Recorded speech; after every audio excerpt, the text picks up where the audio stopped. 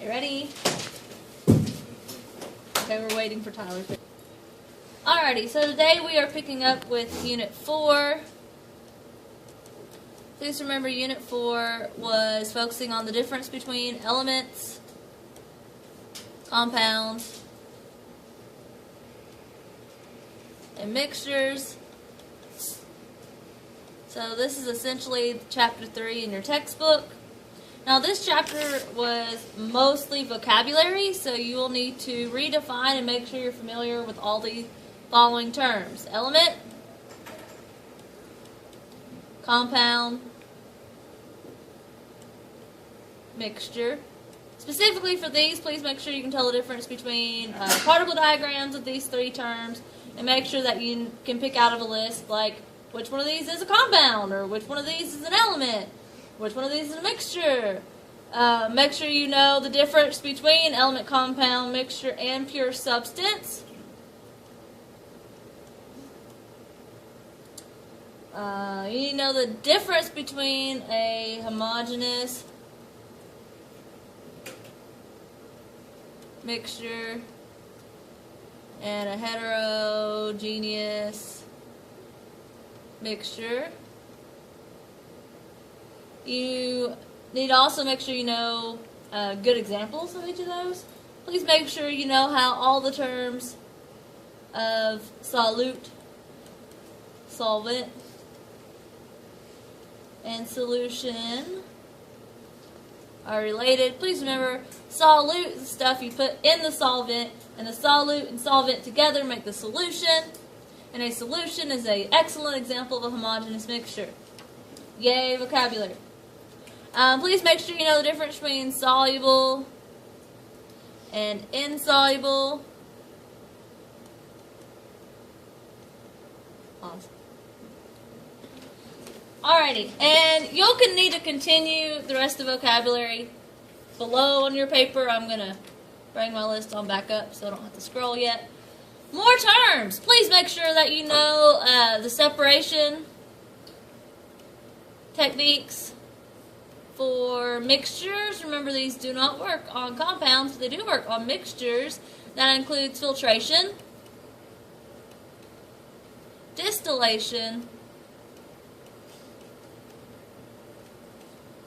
Make sure you can, specifically on those, recognize pictures of them and know when to use them. Also, crystallization,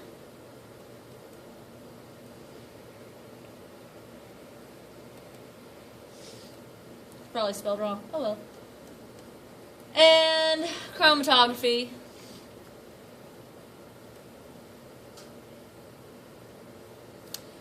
Please make sure you know the difference between and how the terms saturated,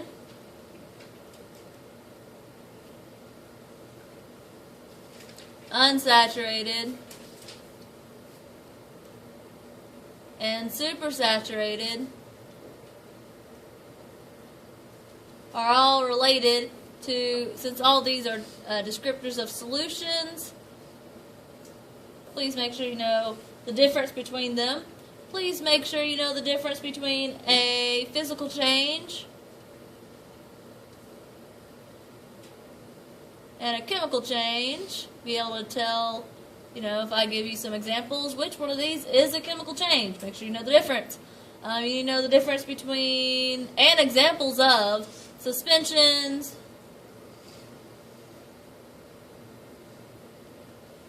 and colloids.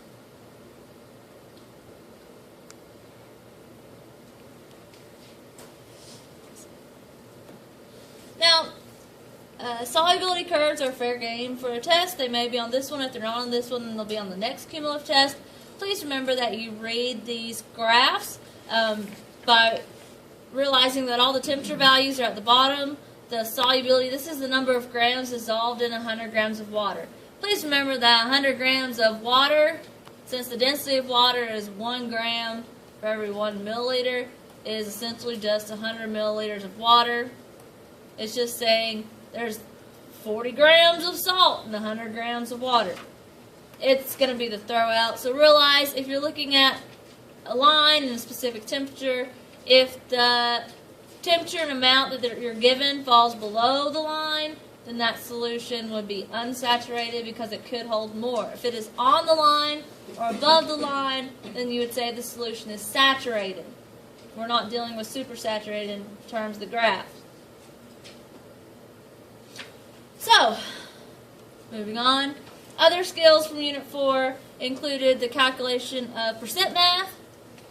So please remember that percent of anything is just going to equal the part of whatever you're looking for divided by the whole of whatever you're talking about times 100. So for example, if I told you that I had 9.0 grams of a 10 chloride compound, don't really know which one it is, but it's a 10 chloride compound, and that it was 37% biomass chlorine, 37% chlorine by mass, and I ask you how many grams of 10 are in the sample. Well, this looks all complicated and whatnot, but it's not. It's a percent problem. Realize this is your whole. This is the percent of chlorine. Now I'm asking about the other part. This is only made of two things. 10 and chlorine. Two things. So if I know this is 37%, then the 10 must be 63% of this here mass. So if I want to know the part, I'm just solving for the part. I know the whole, and I know that the percent is 63 because I did simple math. So I would need to divide by 100 on both sides. This would be 0.63 equals x divided by 9. Then I need to multiply both sides by 9. So my x would equal 5.63-ish grams of 10. There's all types of ways I can reorganize these problems and ask you about percent math. Do not be shocked if it's quite interesting. That's one of the skills from Unit 4. The other math skill that we got into in Unit 4, and we'll actually be coming back around to, is based on the law of conservation of mass. Whatever amount you start with, you have to end with it. You can't just lose mass, and you can't just poof make it. So please remember that the total mass of the reactants will have to equal the total mass of the product. So if I tell you that I know that I start out with 3.5 kilograms of iron, and I put it outside and it reacted with some amount of oxygen,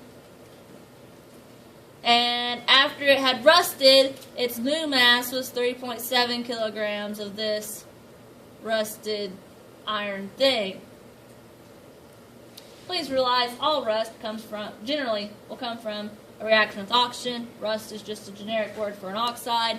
So to simply find out how much grams of oxygen were used, you would just subtract 3.5 from both sides because you have mad math skills, and you would figure out that, oh, this one was 0.2 kilograms. Dun, dun, dun, dun.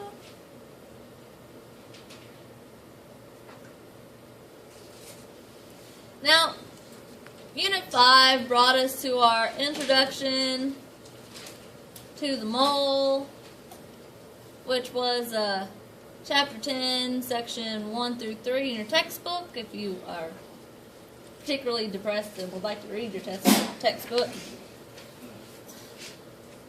So there really wasn't a whole lot of vocab in this section because, it's mostly math. You have to know what a mole is, and you have to know what Avogadro's number is, and how, you can use it. And you had to know what molar mass is. But pretty much, the biggest thing you had to memorize was your mole heart.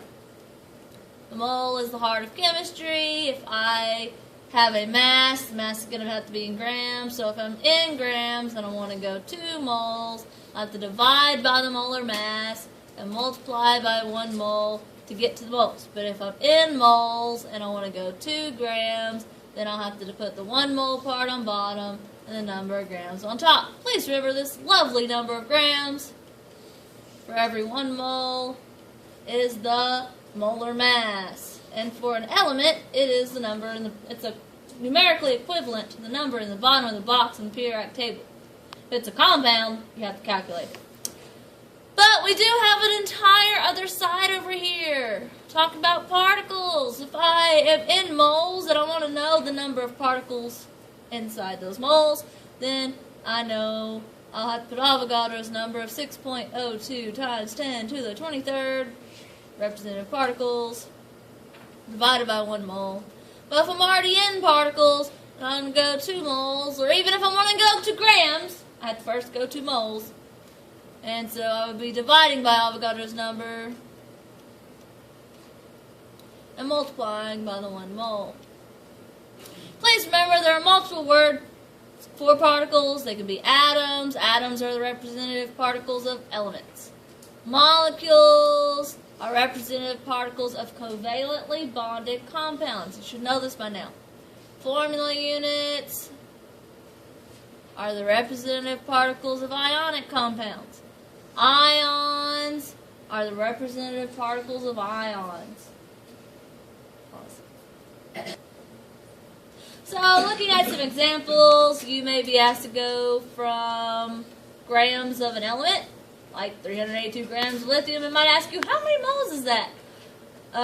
So you would always pull out the number that is given. That is the first number you write down. For some reason, there are people in all my classes that decide, I don't want to write this number down first. I want to put it elsewhere, and it just makes no logical sense. We are changing this unit. So realize, because I'm in grams and I want moles, that I'll be putting the 1 mole on top. I look up lithium, and it has an atomic weight of 6.941 grams. Well, AMU for atomic weight, grams per every 1 mole. And then I know I set it up right because my grams divide out. So then I put in my handy dandy calculator, 382 divided by 6.941. Really, I did 382 times 1, enter, divide by 6.941, enter, for those of you who are very literal. And this comes out to 55.0 and some change, but we're only keeping 3 sig figs. The number to the right of the 0 is less than 5, so we keep 55.0. Yes, the 0.0 does matter, with the unit of moles of lithium. Another example would be if I gave you 5.2 times 10 to the 3rd moles of silver and ask you how many grams of silver that is. Well, we'd still pull this out.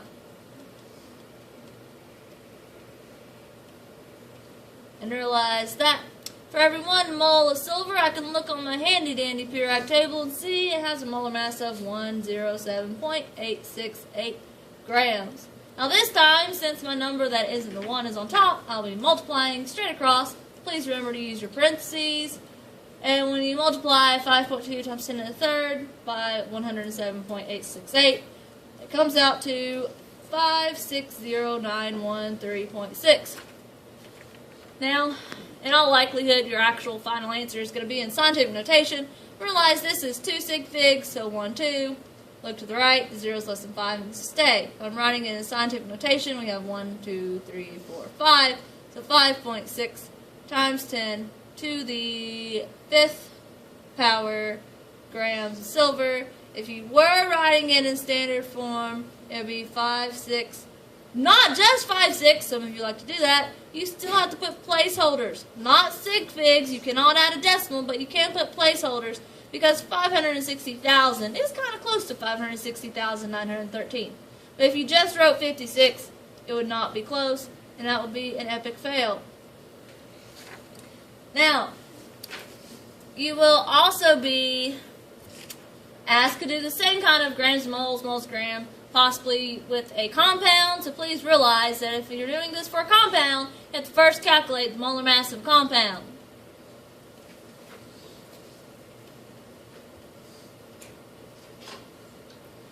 And that's really 3 steps. Step 1, we look and count. Step 2, we multiply. Step 3, we add. So it looks like this. So if I gave you the name ammonium phosphite, Formula for ammonium phosphite, because phosphite has a 3 charge, which will cross down, so I need 3 whole ammonium to satisfy one little phosphite.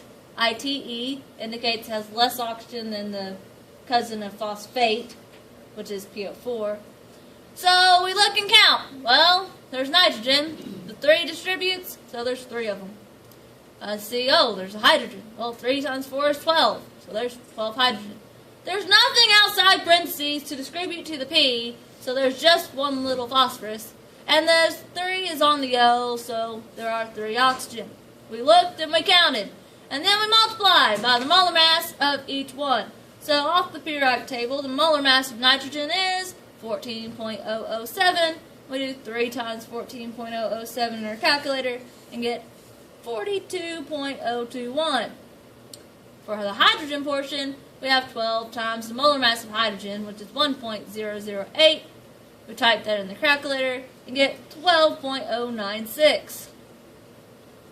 Phosphorus, since it's just 1, just pull it over, because anything times 1 is itself, of 30.974. And for the oxygen, the molar mass of oxygen is 15.999, straight off the handy-dandy periodic table. And when you multiply that times 3, you get 47.997. So when we do the last step of adding all this stuff up, we get 133.088 grams per mole ammonium phosphite. Whew. Now realize I can also play this into a lovely percent option where I might ask you what is the percent by mass of oxygen and ammonium phosphite. And then you would have to do the oxygen part divided by the total times 100. To get the percent, you can put that in the calculator yourself. But it is a possibility, so make sure you, if you do the molar mass my way and actually write it out, life will be good. Awesome. I also realize we're going to be dealing with particles. Now on the particle side, it really doesn't matter what you're dealing with, because 1 mole of anything contains 6.02 times 10 to the 23rd particles. So it doesn't matter whether I ask you for, I could say I have 3.22 times 10 to the negative second moles of water. And I ask you, well, how many molecules is that? Well, for every 1 mole of water, there's 6.02 times 10 to the 23rd molecules, because water is a covalently bonded compound. I know it's covalently bonded because hydrogen and oxygen are both nonmetals. And I put that in my handy-dandy calculator. That comes out to 1.94 times 10 to the 22nd molecules. No, you cannot shorthand molecules. Water. Please realize that the E, when you're calculating, you put this in the calculator, it will say, please realize that the E on your calculator is really the times 10 part. And it wouldn't matter if I could say I have 1.94 times 10 to the 22nd atoms of gold. And if I ask you how many moles is that, well, I know there's 6.02 times 10 to the 23rd atoms of gold and 1 mole of gold. And when I do this divided by this,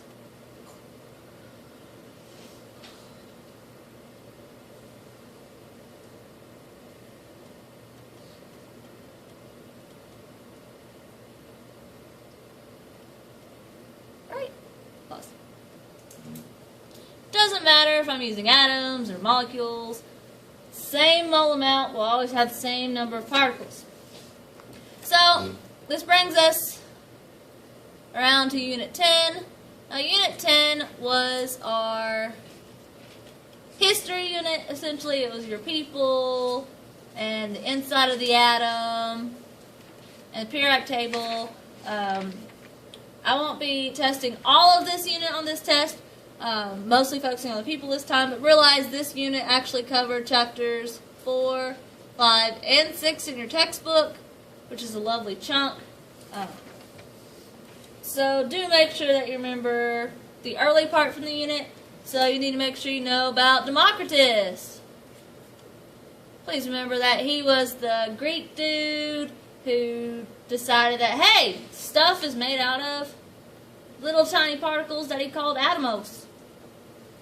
And thanks to Democritus' idea, John Dalton was able to look at Democritus' ideas, granted a couple thousand years later, and used the word atomos. He changed it to atom, and he decided that atoms, all atoms of the same element, will have the same characteristics, same properties, and most importantly that they can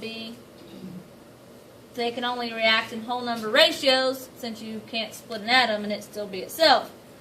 Law of conservation of mass, multiple proportions, definite proportions. John Dalton was pretty important to guide.